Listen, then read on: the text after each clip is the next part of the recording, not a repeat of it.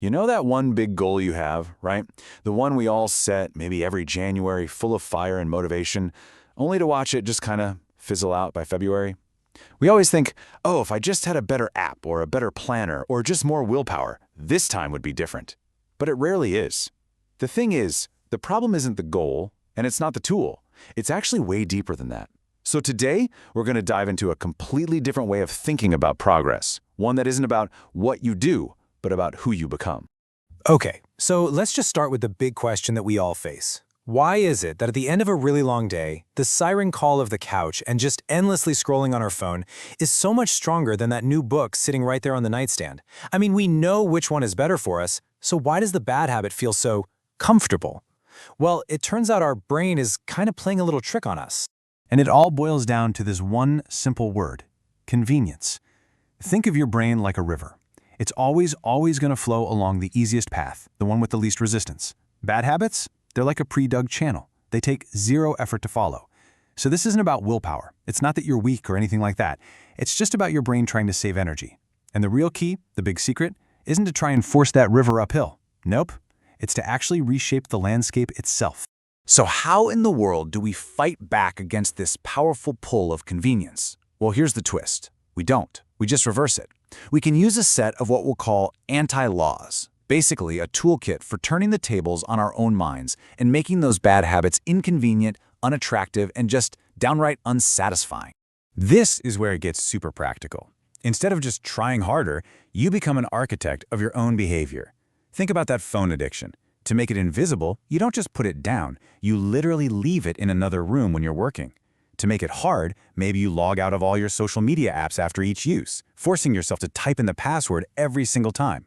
And to make it unsatisfying, turn off every single notification that isn't absolutely essential. All of a sudden, checking Instagram requires actual effort, and your brain goes, you know what? Nah, not worth it. See? You're not fighting the urge, you're just removing the cue. Okay, so we've made our bad habits harder to do. That's a huge part of the battle. But what about building the good ones? This is where we shift from just simple tactics to a really fundamental philosophy of mastery.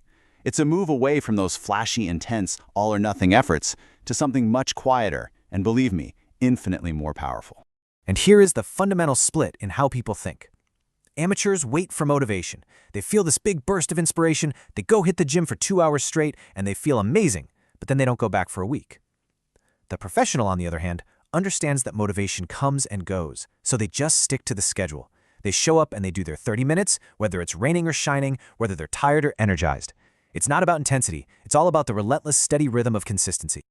This is where the real work happens. It's not at the book launch or the sold-out concert. It's in those quiet, totally unglamorous moments. It's the writer who shows up to a blank page at 6 a.m. on a cold Tuesday morning. It's the guitarist whose fingers just ache from practicing the same boring scales over and over and over again. Success isn't the highlight reel we see on social media. It's the sum of all the boring, consistent work that no one ever sees. So we've tweaked our environment and we've committed to being consistent. Awesome. But there's one final layer, and this is the one that makes change truly stick. So far, we've been talking about doing things differently. But the ultimate shift, the real secret sauce here, is about being someone different. This is the absolute core idea of what we call identity-based habits. So instead of focusing on an outcome like, I want to lose 20 pounds, you focus on an identity. I am a healthy person. Just think about that shift for a second.